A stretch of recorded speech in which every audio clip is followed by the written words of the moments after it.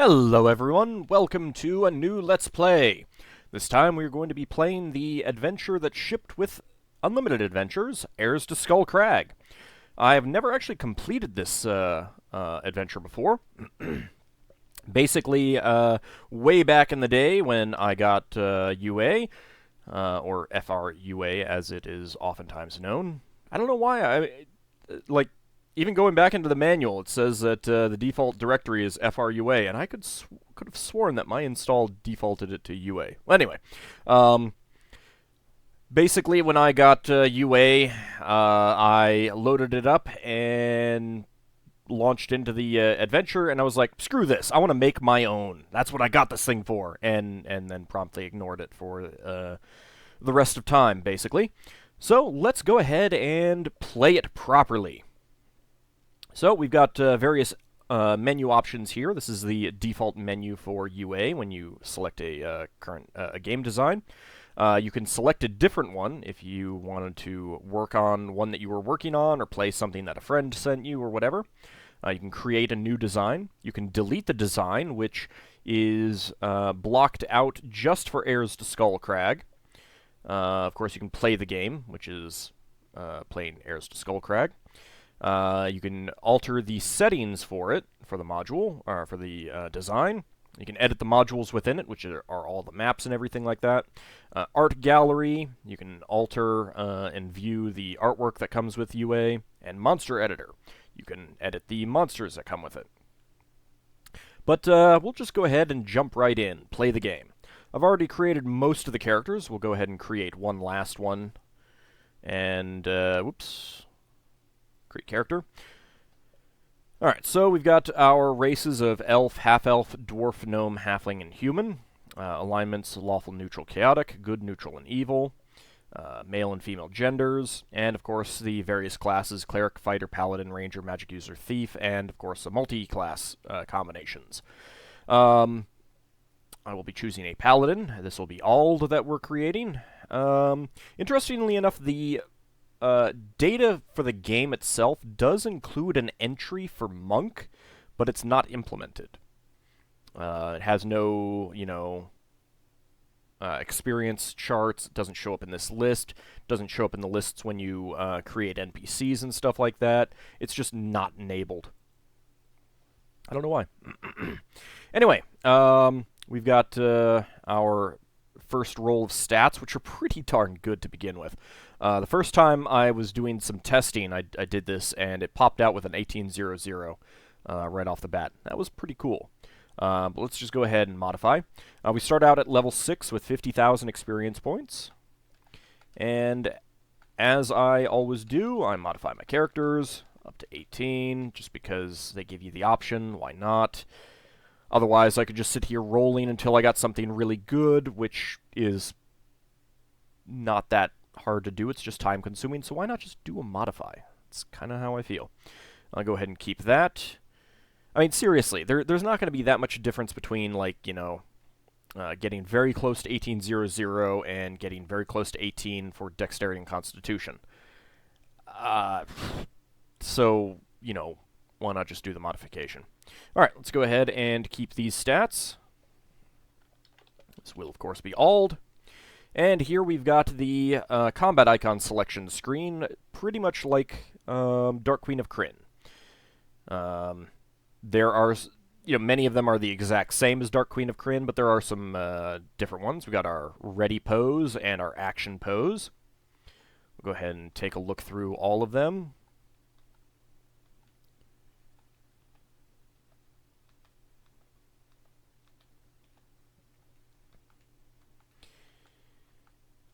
I've always liked how some of these are, quite clearly evolutions of icons that you had early on in the whole series. Like, this is very much, based on some of the stuff you saw in Curse of the Azure Bonds. These, of course, are based on the Moander Cultist sprites, icons, combat icons. I've always liked that. And of course, here you got, like the Black Circle Wizards from. Were those the Black Circle Wizards? No. But were they from? There were wizards like this in Secret of the Silver Blades, I think. I am forgetting. And of course, this is the modification of the Vasa Mage sprite from Pools of Darkness. Unfortunately, because this layout was originally done for Dark Queen of Krynn, and you had all the Kender with the hoop axe and everything like that, they replaced them with some poorly done sprites for dwarves and gnomes and halflings, and they really don't look very good to me. Most of these sprites have no eye. This one always kind of looked like he did, but I imagine that's just something on the helmet. But these clearly have eyes, and it's kind of, out of character, out of place, especially when you compare it to this, which is just a solid color for the whole face. These three, which are basically from Dark Queen of Krynn as well, but they just look a lot better. And of course, this is essentially a modification of... let's see, was there one up here? I thought there was. Oh yeah, this one. Although, actually, it's a little bit different. Anyway, some of these down at the bottom, unfortunately, kind of miss the mark on quality. It is possible to add the modify these combat sprites, but not by default within the game. You actually have to hack the game files themselves, and there are tools out there, third-party tools out there that allow you to do that.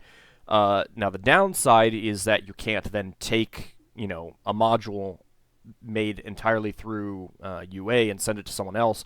They'll load it up and they'll get all of your sprites here. You actually have to send basically an installer that will modify their UA directory. Once you get into deep UA modification with the data files themselves, especially if you wanted to get into the ones that were like full conversions to Oriental Adventures type stuff, you basically have to completely back up your default UA folder and keep that as a backup, because all the default files get modified, and if you start playing around with some of the other adventures, it can get problematic and very, very buggy. Anyway, I'll go ahead and choose this sprite for this icon for Auld, because that's usually the one that I choose. That is fine. And let's go ahead and add our characters. Auld, Crow, Islandwee, Elmandretta, Moonshadow, and Ellie. Alright, you can see that we've got pretty low armor classes on most of our characters already. Our warriors all start out with helm +1, shield +1, 10 arrows +1, composite longbow +1, plate mail +1, and a longsword +1. Our clerics start out with a staff sling +1, a shield +1, banded mail +1, and mace +1. And this is one of the settings that you can do in the game of, what do the characters start out with? Basic equipment. I think there's a couple different basic equipment sets. Like, one probably starts out warriors with mail, and others start out with banded armor, and then another one I think starts out with plate armor.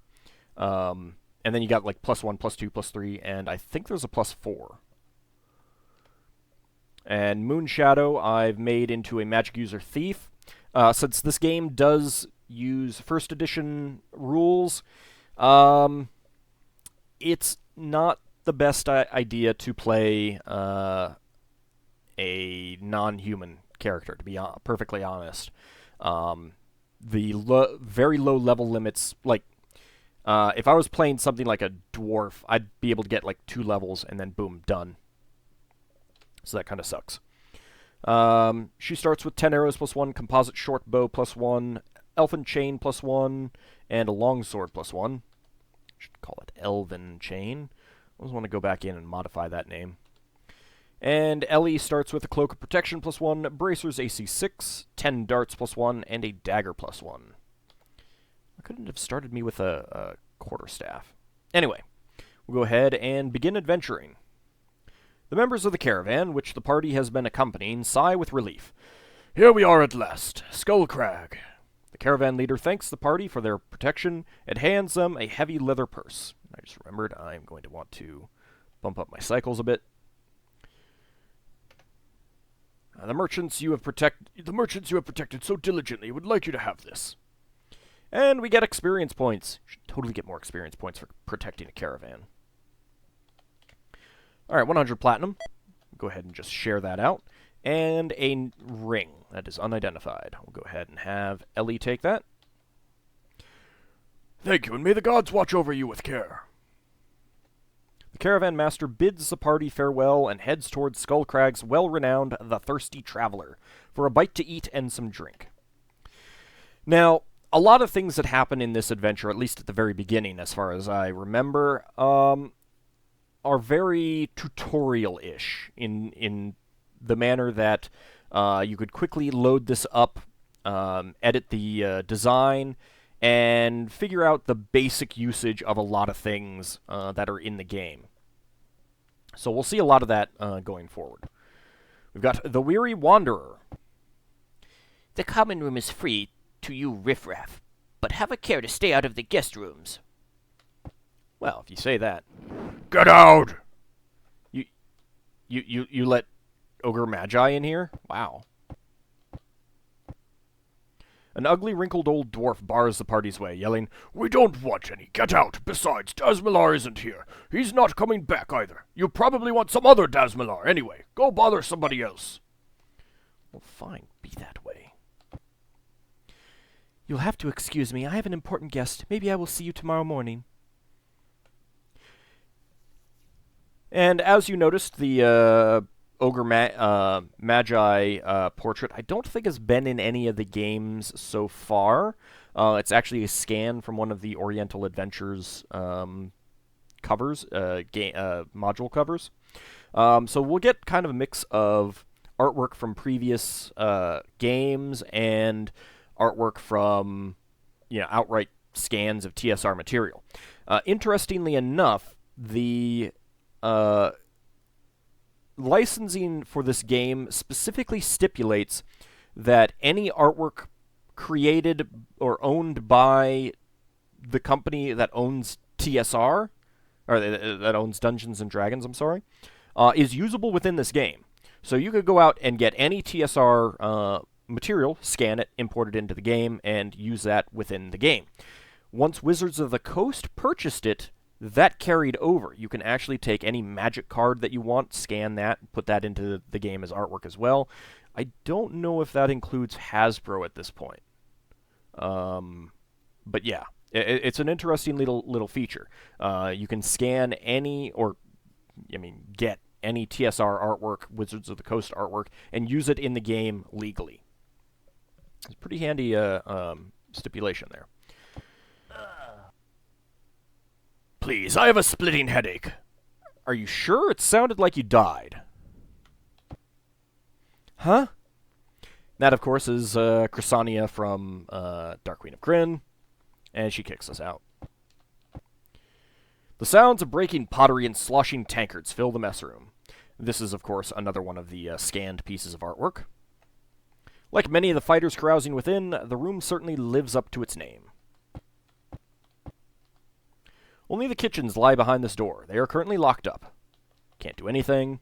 If we go to the area view, we can see that there is nothing there. It is a fake door. How rude, game. The nice thing about the area view is that you can see doorways and everything. You cannot see secret doors. I know where there is a secret door, and it does not show up. The party squeezes into the crowded common room. There is a marginally empty corner by the fire. Why would anyone leave a corner by the fire open? Anyway, we'll go ahead and encamp. It is time to memorize our spells before we actually do the adventuring part. Because, we don't want to forget to do this. I've done that before. That's dumb.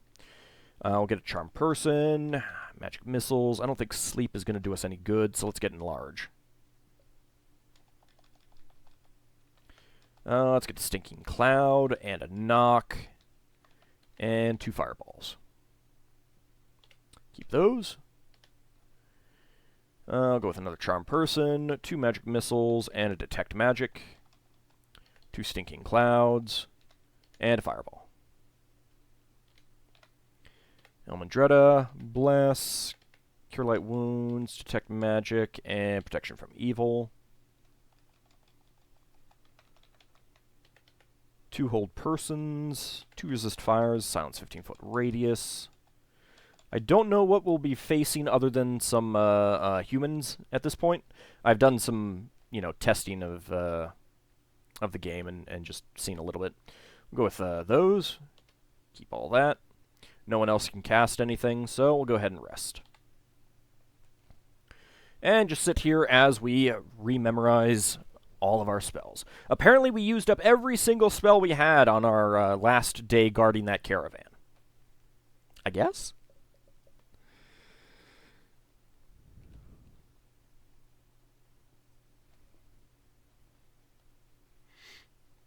Now, it's interesting. I should point out that Crow, as a ranger, in first edition rules, should have a D8 for hit points, and he does not. That's one of the things that they have changed in this game. He's got the same number of hit points as our fighter and our paladin. So there are certain things that are brought in from second edition. Kind of surprised that they didn't do second edition level limits. I mean, this is 1993. Second edition had been out for quite a while at this point. Alright, so let's go ahead and explore around the town a bit. The sign over the door to the west reads, "The Thirsty Traveler." From the one to the east wafts the delightful aroma of fresh manure. The uniquely designed stables are cut into the rock itself, with ventilation holes drilled in from above. The horses snicker softly as the party approaches them.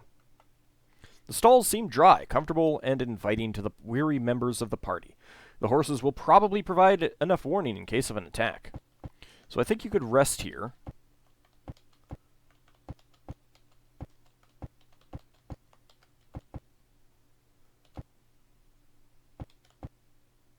The haggish chef cackles along with her chicken. How dare you invade my kitchen? Begone! Squawk! And that just leads us right back out. This is just apparently a house. Now, if we do a look, the party has discovered a secret door to the north. And it does not show up, but we can pass through. A secret door! We'll bash it. And that just takes us up here. A road guard patrols the thoroughfare. The generous general store. May I help you? Well, actually, yes, you can. Also, very expensive. 16 platinum for a mirror. That had better be a silver with glass and gold on the outside edges and everything like that. Because otherwise, that is way too expensive. Alright, but let's go ahead and identify this ring. 20 platinum pieces. It looks like some sort of ring of protection +1. Go ahead and ready that. And get her armor class down to 0. Just like we took pollution back in EcoQuest. Oh, it was terrible. A sign to the south reads, Molar's very well-equipped voyager. And the door to the west reads, Molar's artful armorer. May I help you? Sure. Holy cow. 80 platinum pieces for 20 arrows. What the hell is going on with the prices in this area? That is way too expensive. Yeah, I really don't like that they eliminated all other money other than platinum. It's just all platinum. Can I get some gold? Copper, silver, electrum? I really wish they'd kept that. Let's see. I don't want to buy anything right now. If we go to the Artful Armor, same thing. Same guy. We can buy. And he's got yet more overpriced equipment. This is Malors House. It probably wouldn't be wise to hang around too long. We can try bashing the door.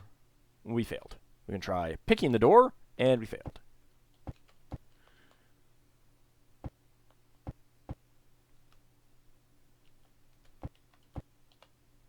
The temple celebrating the goddess Timora rises to the north. Adventurers and warriors seek healing and guidance within. Rumors abound of the generosity of Lady Luck's clerics, provided they are encouraged sufficiently. Temple of Timora. That's what you say when we enter? Wow. May I help you? Not right now. That is apparently just a house. That is apparently just a house. Hovering gently in the air ahead of the party is a beautifully wrought scroll. Does Ellie reach for it? Sure. As Ellie begins to vanish, the remaining party members feel a tingling sensation in all of their extremities. So again, more tutorial type thing. Whichever character is highlighted is the one that this will select. And it just teleports us somewhere. The party finds itself on the road to the north of the Weary Wanderer. It must have been a powerful spell that put them here. Yeah, just right up there.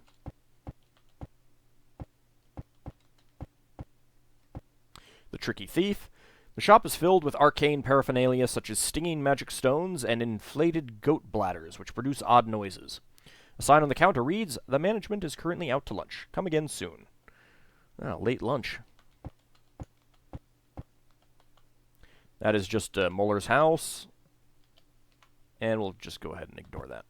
Mercenaries Attack! Oh, they just outright attack when we enter this this room, huh?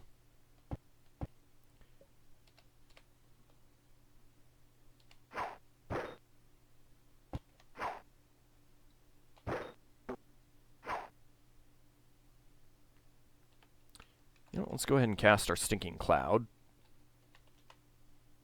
I don't want them using up too many arrows, in fact.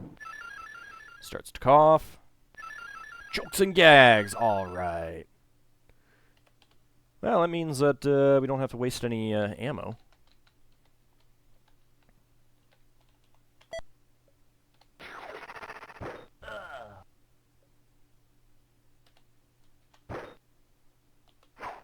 Oh, I didn't backstab.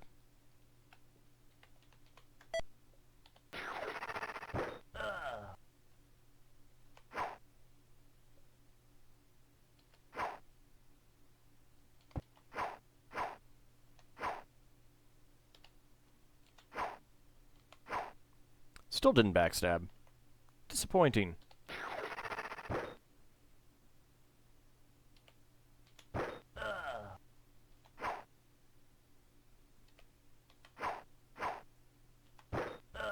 Well, we've killed them all. That's the important thing. Found some treasure. Whole whopping 8 platinum. But that was more than the stupid Royal Guards had in Neverwinter Nights. Fair bit of equipment. I think we want Moonshadow to take most of those arrows, though. She is far more likely to end up using archery. You go ahead and take the chain. Mail, Islandwe. I'll have you take the rest. In case we encounter anyone else with, no, actually, yep. Let's go ahead and share out those coins. Alright, let's see what's in this room. Mercenaries Attack! They are different mercenaries.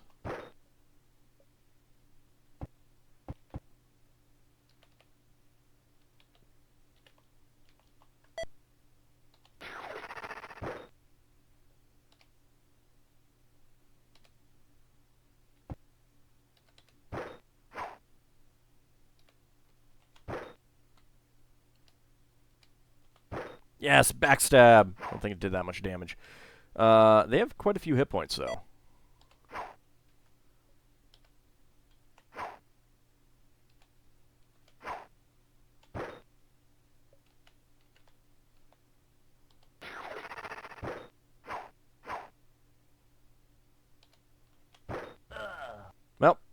Down he goes.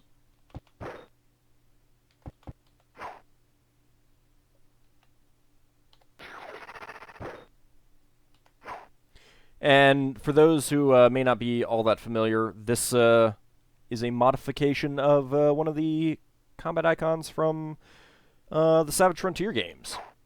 So they very much did draw icons from many of the different game series for this. But we'll take a look at that later. They had a bit more money. And they have plate armor. Let's go ahead and take that.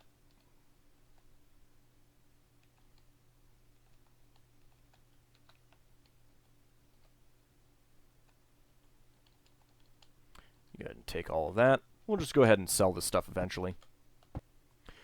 More Mercenaries Attack.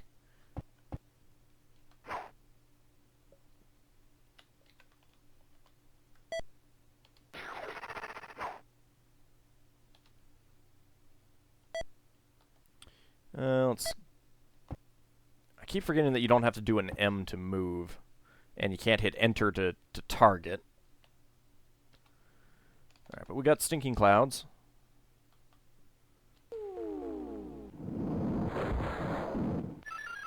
Excellent. Oh, very nice. Oh, all three of them. Fantastic.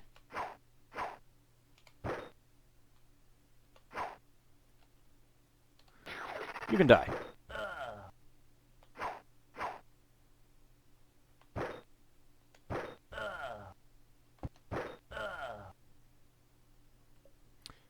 You can just end your movement there. There we go. So we got some more money. 8 platinum. Again. And Ald can take the chain armor.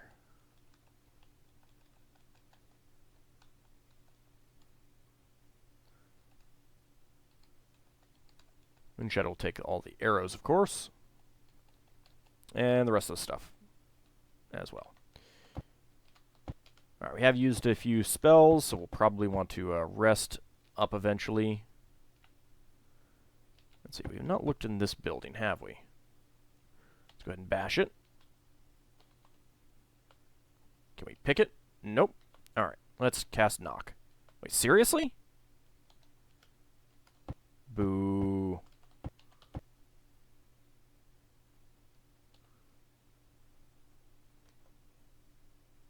Alright, so that teleports us every single time.